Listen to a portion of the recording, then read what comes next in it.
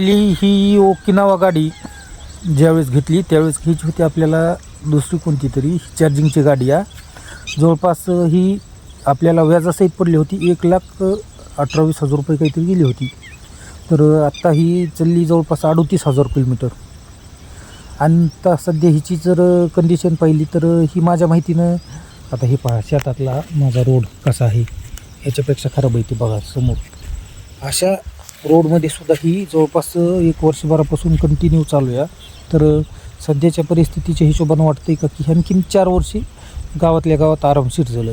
2 वर्ष आणखीन बाहेर 40-50 किलोमीटरपर्यंत लांब अंतरावरती. म्हणजे जवळपास हिची किंमत वसूल झाली का नाही हे कमेंटमध्ये सांगा.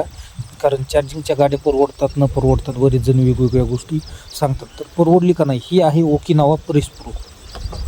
कमेंट करून सांगा.